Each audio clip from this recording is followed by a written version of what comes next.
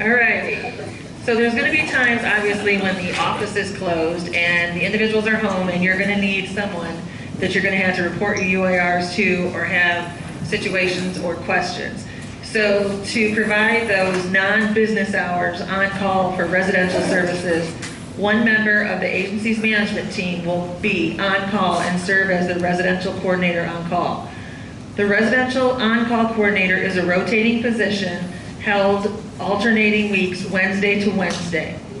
The residential on-call coordinator's main responsibilities will be recognizing and reporting possible MUIs, providing instruction and support to the on-call site supervisors, and helping the site supervisors find staffing for call-offs and or no-call no-shows. In addition to the residential on-call coordinator, each site supervisor and assistant site supervisor alternate weeks, serving as the on-call site supervisor for their site. Site supervisors are on call during non-pay weeks, while assistant site supervisors are on call during pay weeks. The on-call site supervisor is responsible for supporting direct care staff and ensuring proper staffing for individuals. So during non-business hours, the chain of command is as follows. Direct support staff should contact their on-call site supervisor with any issues, questions, clarifications, UIR. So your first call is to your immediate on-call site supervisor. If the on-call site supervisor does not answer within 15 minutes, staff should call the residential on-call coordinator. If they do not answer within 15 minutes, then you are going to call the executive director. Yeah. Questions?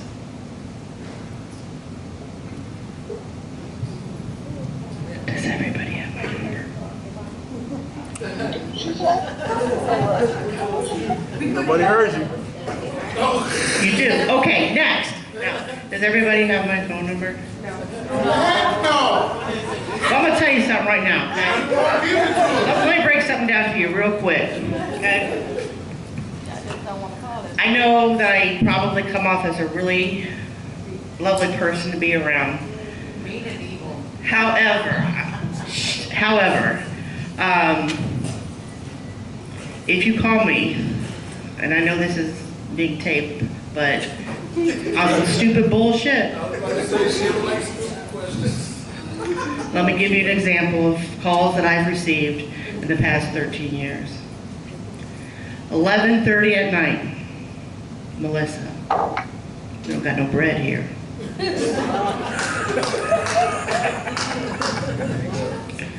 Bet you believe it's going to be an issue if you call me because you don't have any bread. Okay? Use your judgment. I mean, come on now. I will answer phone calls. If I don't answer, you leave a message. I'll listen to the message. If it's important, I'll call you back. If it's some bullshit, you won't hear back. Okay?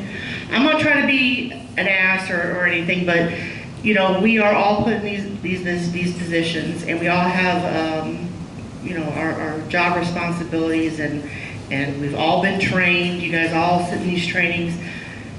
You know what to do 9 times out of 10. Just think about it, okay?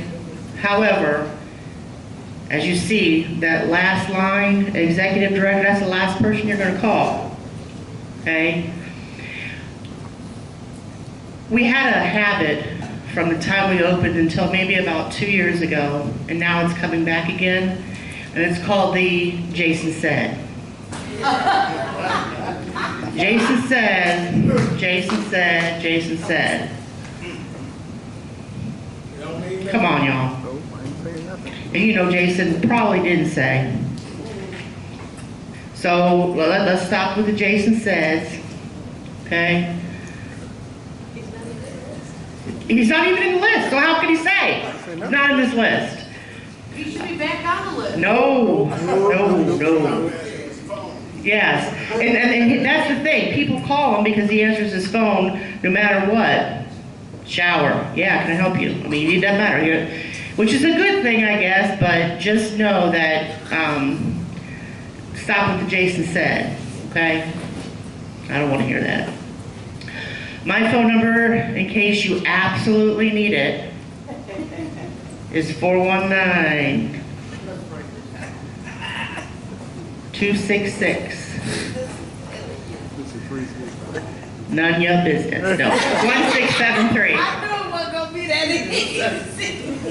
What was the last four? 1673. I'm telling you, don't call me on some stupid stuff. Yeah. Don't ask. No, don't put Melissa next to that, but last resort phone call. 266-1673. All right, now you guys know.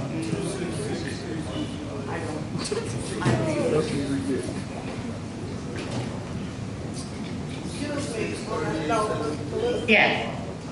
we have all the meetings and staff is here. I know that most of the people that I work with that isn't here, but I get so irritated even with this morning, like you say, no rain, we never have stuff. I know, it's probably not for that, but I'm just so irritated, like, I'm third shift, so I have to get up to no breakfast. Like, and then second shift, why you didn't get breakfast? You know what I'm saying, for the next morning. And that's what I've been so irritated about. I don't understand it. And then, not to mention, they don't even have dinner for, the prior shift. So, like, this is like, after this meeting, like, everything off me. That's usually the case. Like, I'm so irritated because they're all on me, and I'm third shift. I got to scramble to get this or that. And like I said, had I known that stuff was. Let me make sure that I'm capturing what you're saying here. So you're saying that you work third shift, and when you come on shift, breakfast has not been laid out? No, not laid out, there's none. There's nothing to fix for breakfast? Right, there's no food or nothing, and I'm wondering why second shift doesn't. Make sure that food is on that. Okay. Even on their shift. Have you addressed this with your site supervisor? Right, yeah. And I'm sure she addressed it to them, but I just. Have you done it on paper? Have you wrote it down? Have you put it on paper, your concerns? Yeah. You have. Huh? You put it on paper, your concerns? Are you aware of Yeah, this? This is the first that we've heard it up here. So sometimes, and this is a good situation that you're bringing up. I mean, it's not a good situation, but I'm glad you're bringing it up. If you are in a situation where you have addressed it with your site supervisor and you feel that it has not been resolved, now it may or may not fully be resolved to your liking, but if you feel that it hasn't been resolved and you're coming in time and time again and they shit in the fridge, then what you're going to do is you're going to take it to the next step and say, hey, on such and such date, I told such and such supervisor, ain't shit been done about it. Now here I am again, still going on, and it's going to get to her, which is Amanda. And then if you feel it hasn't gotten done once you get to Amanda, then it'll come to me, and then all hell will break loose, because that's not right. I'm not even saying that my site supervisor isn't related to the staff. I'm saying the staff not taking heed or don't care about it. Well, hopefully that staff will be disciplined. I'm gonna write that down for we have a site meeting next week. All right. Yeah. But definitely, if you, like I said, if you have an issue such as that and you have taken it up the chain, it needs to be addressed.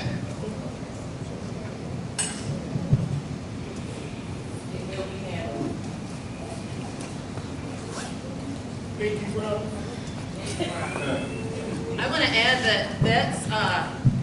that occurred actually in an MUI. A staff had said they told their site supervisor, and they told him like 3 times. If you have to report something 3 times and your consumer is, being neglected or abused or has had problems, and your out is not, I told my site supervisor. That staff became in trouble just as much and almost got failure to report.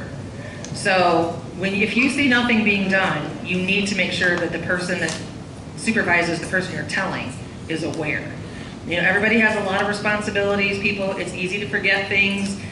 They have 9 million things to remember. I'm not excusing it, but just because you say, well, I told my supervisor, that doesn't cut it, especially in an MUI, and you will get heat just like the person that didn't report it too, so. And put it in writing, that's gonna save you a lot of time. And make copies, because things disappear at the office somehow.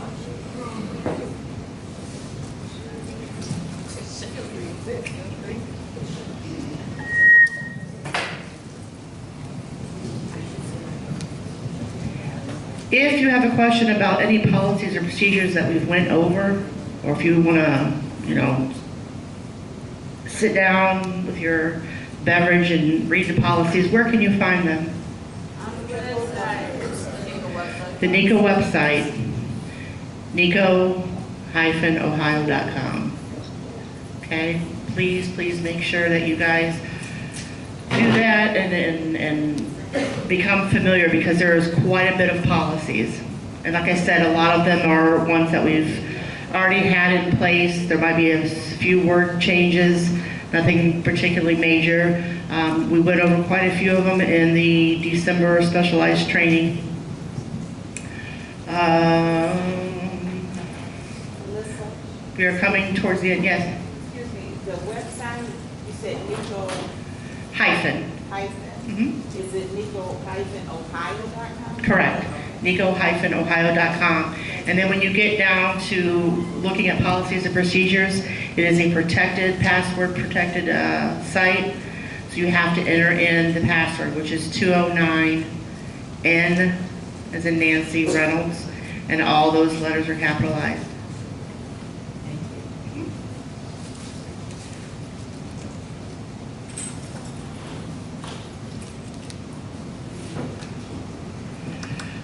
Some things that I want to review quickly are things that I know you've already been trained on, but it's just kind of an overview of a few of the things that were gone over in orientation.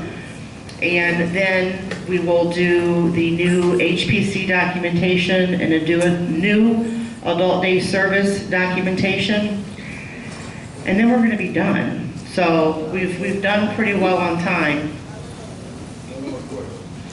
I hear a question.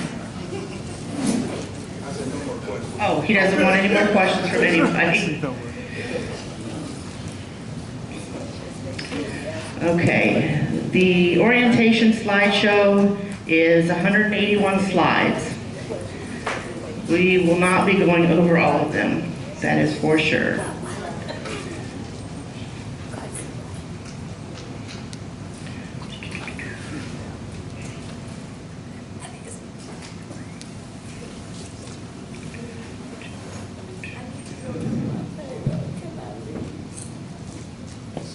We could do 181 like that.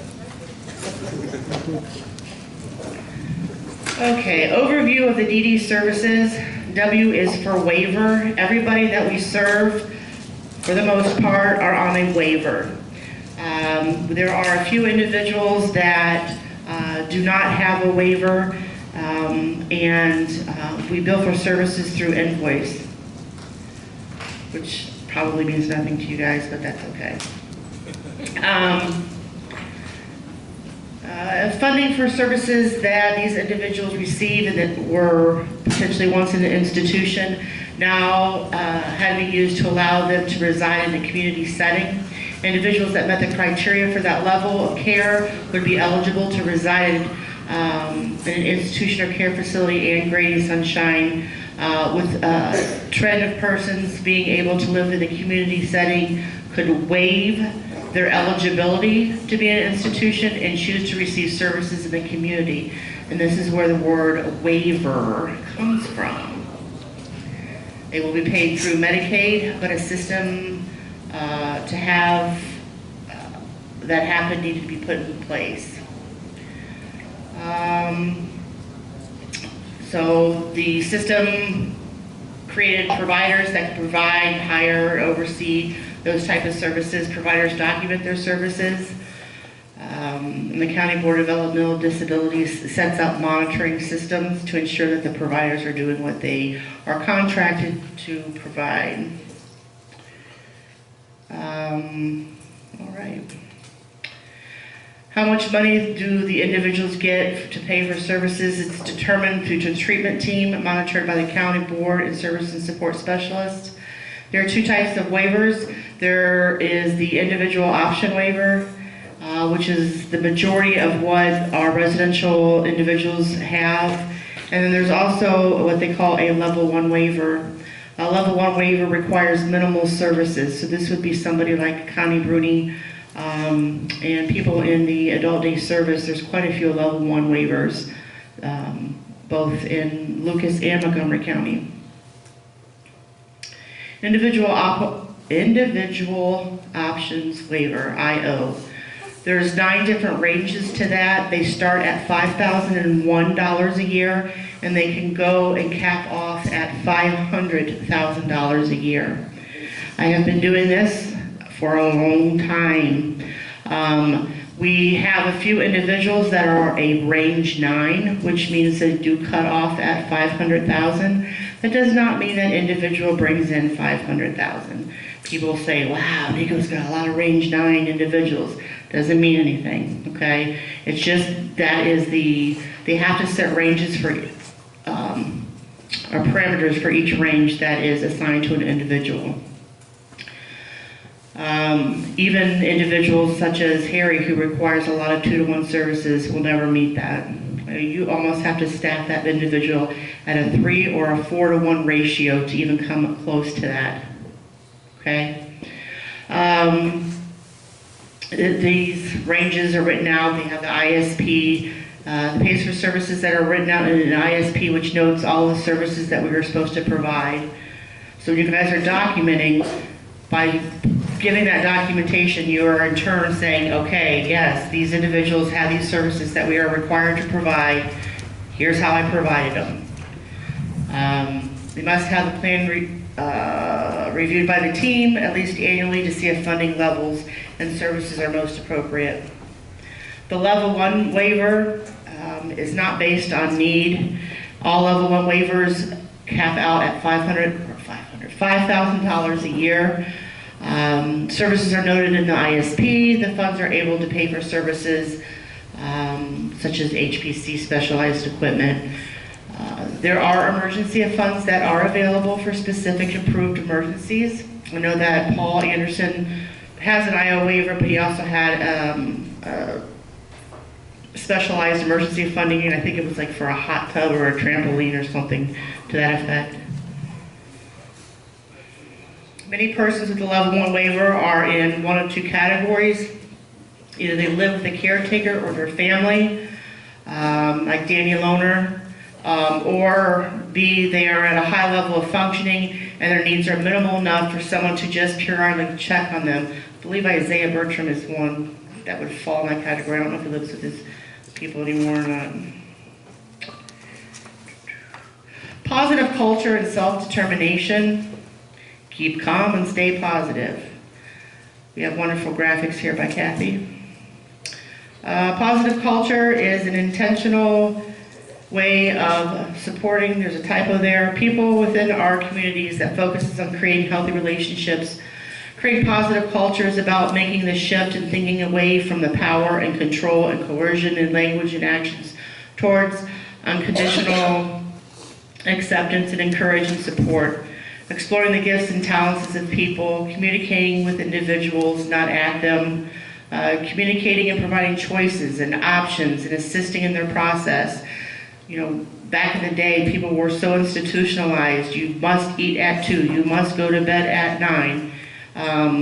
That's been long gone. I mean, we are there to make sure that they're safe. We're not there to dictate their bedtime, when they're going to watch TV, when they're not going to watch TV. We're there to support them.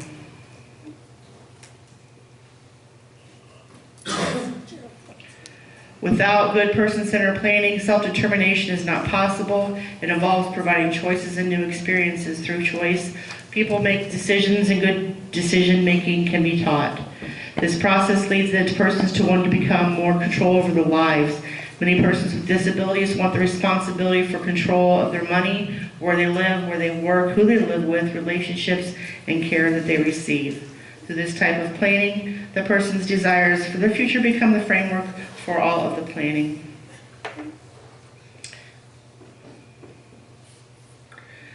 There's two ways that person-centered planning can be addressed to make it successful, either successful or unsuccessful. There's a difference between caretakers and versus caregivers. Caregivers, honor them. They take actions and solve problems. They only know what's best for themselves. Caretakers, they cross boundaries. They worry, they stress. Think that they know what is best for others. Trust others enough to allow them to activate their own inner guidance. Respectfully wait to ask for help. Watch. Help create dramatic results. Caretakers, they don't trust others' abilities to care for themselves. They start fixing when they feel that a problem arises. They tend to be dramatic in their caretaking, focusing on the problem, not the person. Which one do you think is better, a caretaker or a caregiver? Caregiver, absolutely. Using people first language, what we say affects not only how others see, but how we see ourselves. You're going to model respect, communication, so that society speaks differently about persons with disabilities. You ever take an individual to a restaurant and you get the, it's, you know, it's not as bad as it used to be, but it's still there and it'll be there. And a lot of people don't have the knowledge. They don't get it. They just, you know, just smile. Just wave at them when they look at you.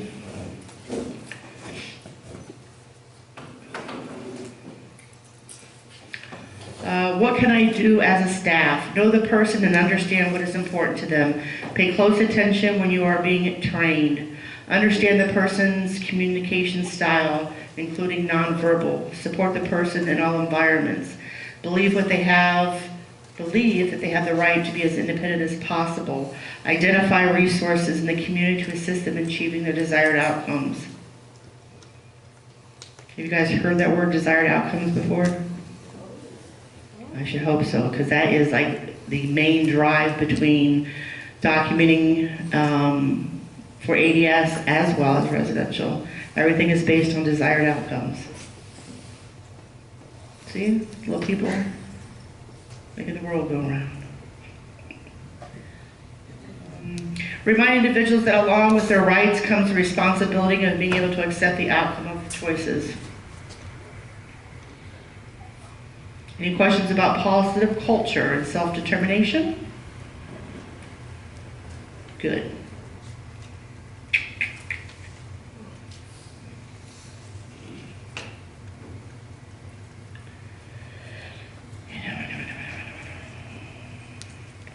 The next area is person-centered planning. This has information about the individual's history, what's important to them, what's important for them, what their strengths and weaknesses are, and what are desired outcomes, what the desired outcomes that they are hoping to achieve for the next year. Everyone is not able to communicate verbally what they are thinking and feeling. Many times you will need to recognize what an individual is saying without having them say it. Do we have any individuals that have a hard time with verbal communication? Richard Fletcher. Richard? Mike Lear? People in Dayton? Rod. Philip. Kenny? Josh. Josh? Leon. A lot of people in Dayton, I know. Through knowing that individual, I mean, what does this mean? No. Michael Lear, he does that for money all the time. And you got Philip in Dayton that always points in his ear because he thinks it's kind of cute to put stuff in his ear. So knowing that individual, that when they do things like that, you're knowing what they're saying, not just making motions with their hands. They are trying to communicate one way or another.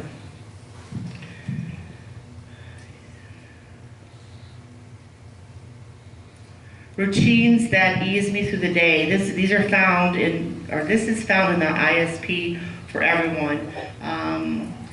When you know the individuals you're working with, you'll be able to understand their routines, their likes, their dislikes.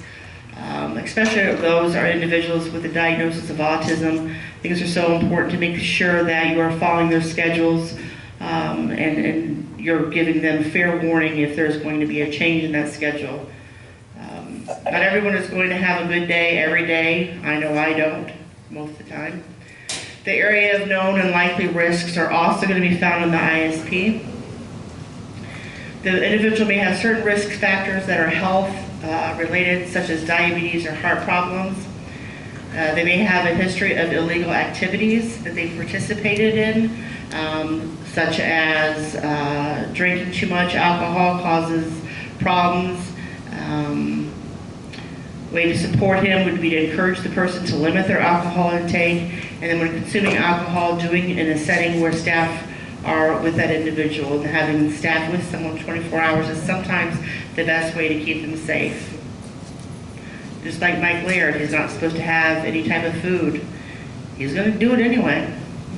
So you just got to watch him. I mean, he does not have a guardian, so you just kind of got to try to be there the best way you can to support that individual.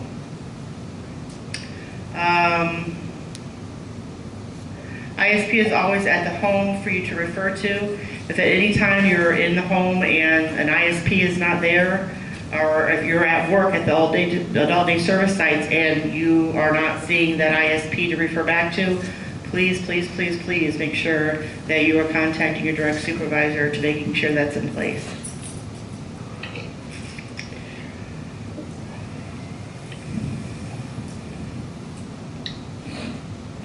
Desired outcomes are a goal or outcome that an individual would like to work towards accomplishing over the year of the ISP.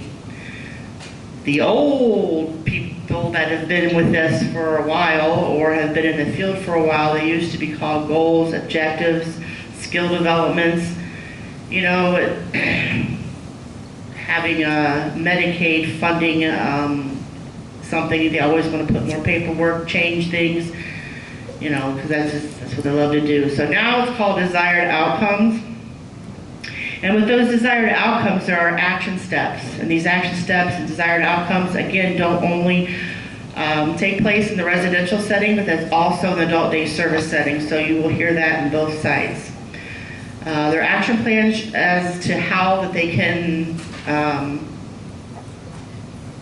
implement that goal and outcome, can be worked, and who's responsible for working on that specific action step.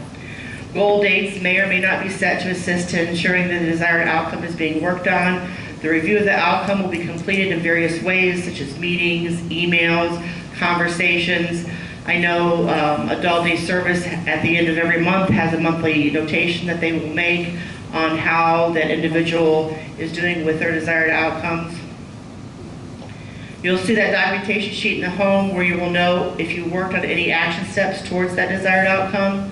And at the review meeting, those types of progress or lack of will be reviewed at that time. An individual may have more than one desired outcome. They could have a couple of them, but it's usually not more than 3 or 4. Almost done. Where did the information come from to determine what services I need? It comes from an individual assessment. The assessment will list all the possible areas of homemaker personal care, whether it's home living activities, physical, emotional well-being, financial needs, rights, self-determination, interpersonal relationships, personal safety, socialization, community membership, health care, supervision notes. The level of supervision for an individual in their home may be different in the home than it is in the community. Supervision is very important. Not everyone has 24-hour supervision. Knowing the level of supervision for your individual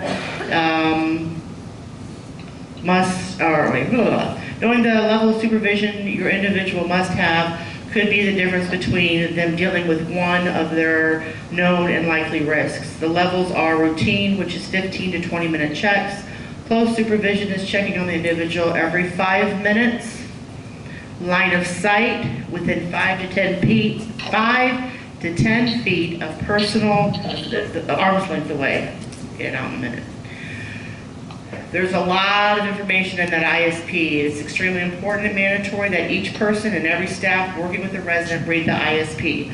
So if that person's span date starts February 1st of 2017 and February 1st of 2018 is about ready to roll around, you have to be retrained on that ISP. Just because you've been trained once does not mean that you know that individual and you never have to look at that ISP ever again. That is false. ISP span dates are good for 1 year. You must review those and be signed off on the sign-off sheet that you've been trained every single year for every individual that you work with. There are some changes that will be put in place on February the 1st. The residential staff will have new documentation sheets that they will be completing. The old ones will be replaced. Kathy will be reviewing here shortly on what they will look like. Adult day service, you will be getting new doc sheets in Toledo that will start February 1st. Dayton implemented them in October, but here they're going to be implemented in February. We will go over those also as well. It's pretty self-explanatory, pretty easy to document, but we will definitely review those here now. Kathy, if you want to come up and go over the residential side.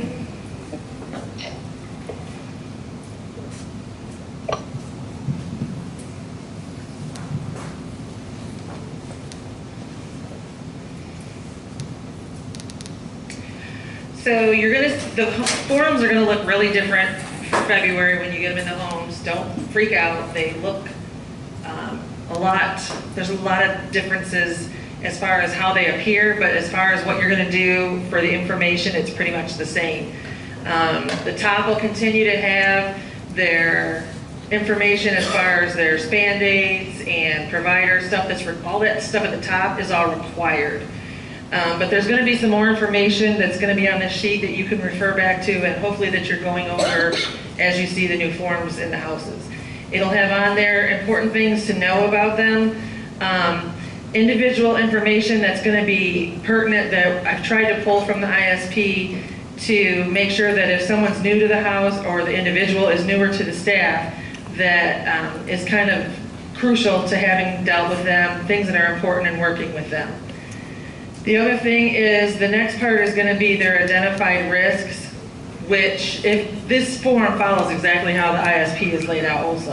So identified risks are going to show what the risks are in the ISP and then what you should do in each case. So for example, a risk for Jeremy Kennedy, he has mental health concerns, what the staff should be doing when they see some issues with that, offering support, encourage to discuss what may be causing him some anxiety, provide specific attention to hearing what his feelings are, and assist him to problem solve. Offer for him to go to his room to self-calm. And this is straight off the ISP.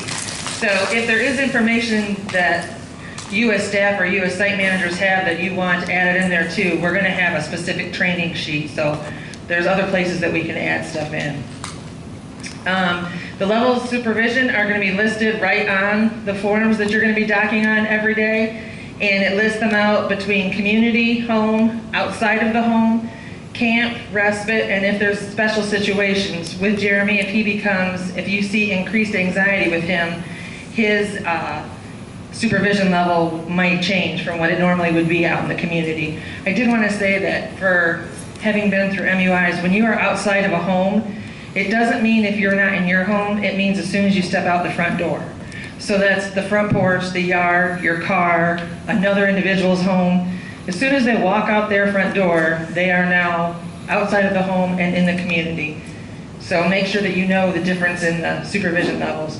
You're going to document then on the date that you're working, that you've provided that level of supervision, just like you would document services.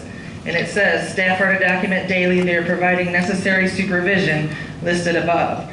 So make sure you know that you're following that. It also has listed if staff need to be present when they are dropped off at home In Jeremy's case, that is a yes. He has to have staff with him 24 hours. He has no unsupervised time. A new thing that we're going to be adding to the form is their desired outcomes, which is listed in their ISP. Jeremy's current desired outcome for this year is that he would like to maintain his current level of health and fitness to continue to participate in sports and other activities. Jeremy has lost over 100 pounds at NODC, so they really want him to keep that. They don't want him going from the strict nutrition that they have at NODC, going out into the community, eating everything in sight, like corn dogs, Mountain Dew, chocolate milk, like our other guy that left NODC and gained probably about 200 pounds.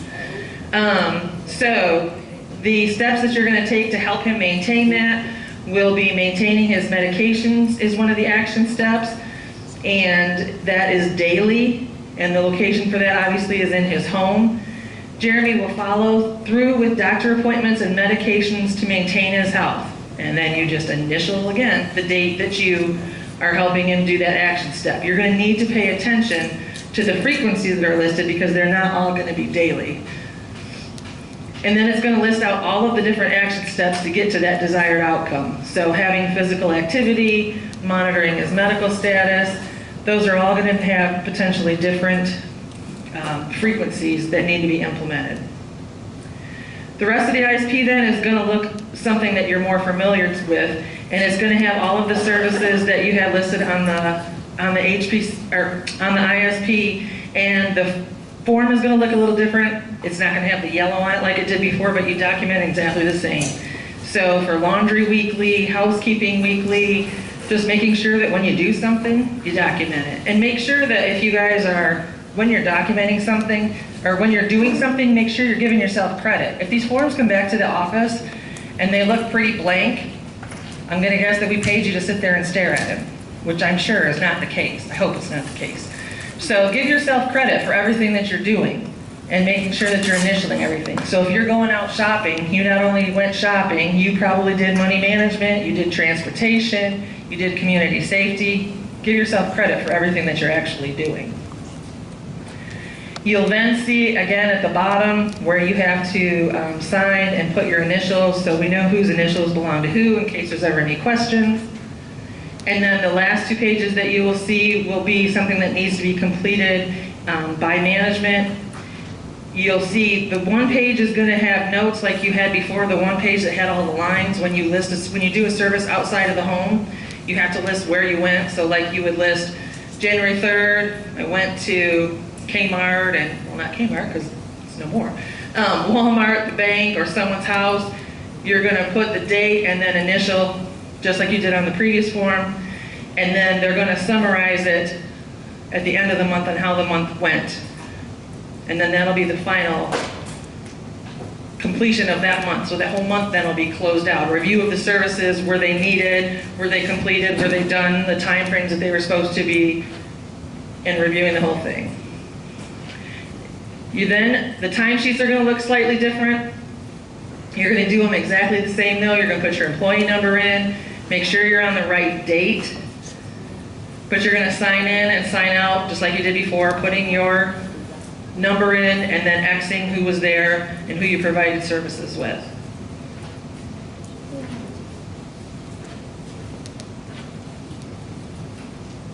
So it should look exactly the same. The last thing that you'll start to see, the site managers will get hopefully review and can give me some input on if there's other things that you would like added to, is there's going to be areas that we wanted to make sure that information that is important to each individual but may not necessarily be on their ISP is included in the training that's done for them. Specifically, for example, with Kelly Miller, the way that you work with Kelly is going to be different than the way you work with Jeremy. She enjoys having a relationship with you as far as joking around. She might be the person that comes in and says, hey bitch, what's up? And Jeremy's probably not going to do that with you. So getting to know them and knowing information, like I say, that's not going to be known necessarily by the staff, but by you guys that are out in the home all the time, is going to be included in these areas. There's also going to be information in there about their history, how they potentially got where they're at, And this might give you some insight as to why they do act the way that they do sometimes in certain situations. Question? I have a question on the timesheet. Is there a way you can point out if there is not available space where they can document? It's going to, if you scroll down, on the last page before, what we had was there was 3 or 4 lines at the bottom. If for some reason you like split a shift from 3 to 11, so one person works 3 to 7 and one works 7 to 11, you don't have to scratch everything off after you. Just go to the bottom and there's extra lines and you can write it in those empty spaces at the bottom. And what all should be noted in the note section on the side of the time? You can write things like the bus was late, if they are in the hospital, if they are on vacation, if you, anything that is unusual to their routine services. If for some reason the bus was late, you got there at 3, but all of a sudden they're not there, people are found out that they're not there till 4 o'clock, you can say that the bus was late or the bus picked them up late. If they went to a family's house, we can only bill when they're actually with us. So if you dropped them off at 7 or they came back at 4, you worked 3 to 11 and maybe you were 3 to 11 with Mike Barron, but Robert Belasik came home at that time. I need to know what time Robert Belasik came back during your 3 to 11 shift because I can't bill for him from 3 to 4. So it is important if they come and go that you write the exact time. If they go to the hospital, you need to know the time that they were admitted in their room, they got all set, and you left shift. Because we can't bill the same time the hospital bills either. It's a Medicaid rule. Don't freak out when you see them. If you review them, they're pretty much exactly the same information that you've had before. It's just in a different format. So don't be intimidated or concerned about it. Just making sure that you're knowing what you're actually putting your initials on. And we are almost finished.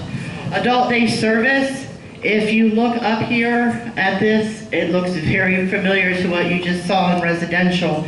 So a lot of it doesn't need to be I don't have to explain it over again. But with the adult day service, some of the additional things are on here is you will notice the day in which the individual attends. This particular individual attends, this is Dayton, Monday through Friday. And you might find that some individuals do not have any identified risks, and that's fine. Then they're going to have what their path to employment is on all of the dog sheets, along with their desired outcomes and the different activities and supports in order to reach that desired outcome.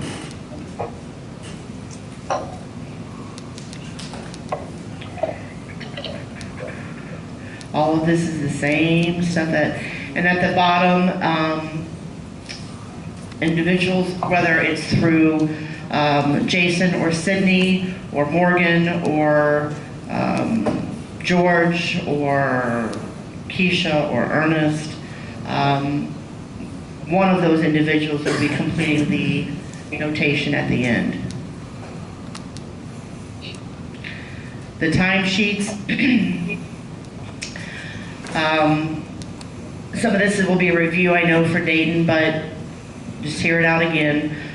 You will be putting the time in and time out for the individual. As you notice, there are several places for you to sign in and sign out within a day. Because, for instance, the routine in Dayton, they start their day at 9 o'clock, so they would sign in at 9. From 9 until about 9:45, they're in morning meeting. That is a ADS service that we're providing. So from 9 to 9:45 would be 0.75 hours in the adult day service. Then you're going to come down here and you're going to do something like 9:45 to 10:15. Let's say they did some windows. That's a VOC. Okay, so that's, you put your time there. You carry out the day with either putting a time in and time out for each either adult day service activity that they're engaged in or VOC service that they're being engaged in.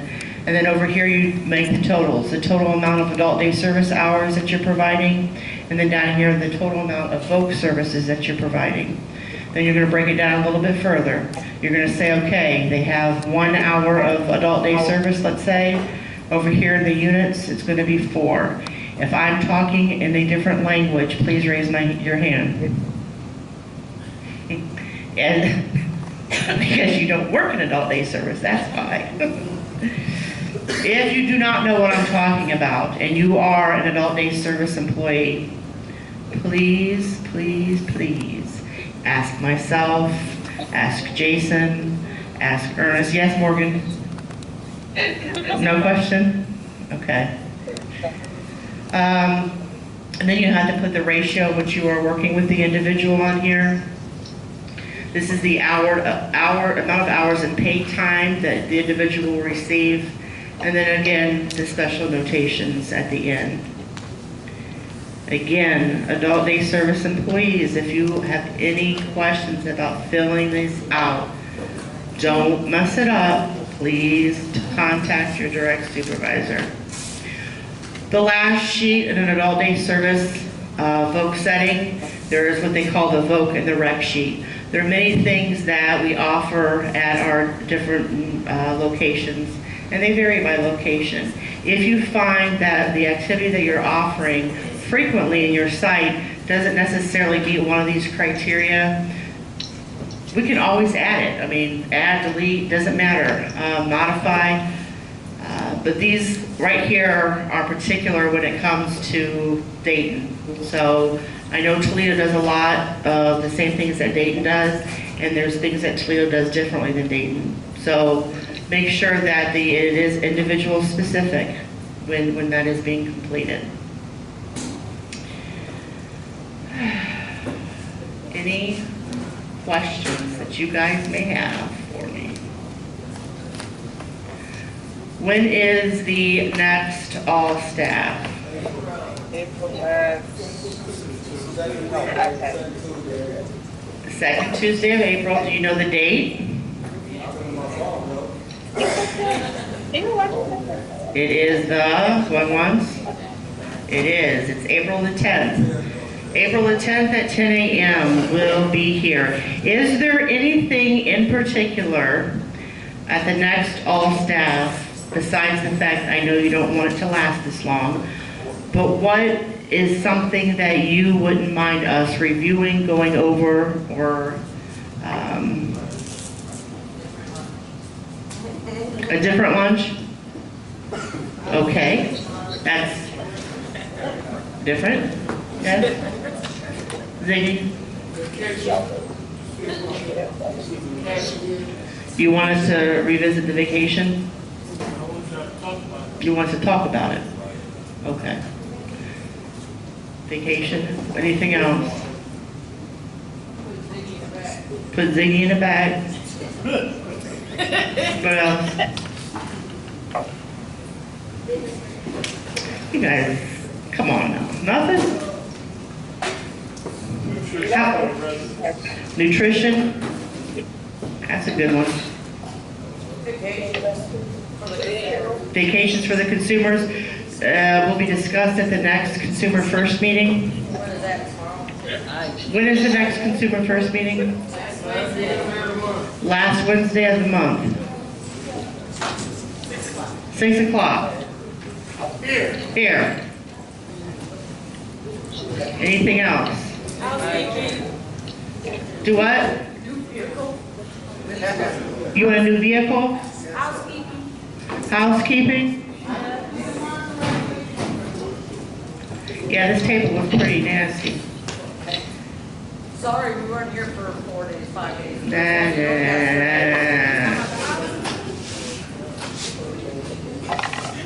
Amanda? Documentation not being completed?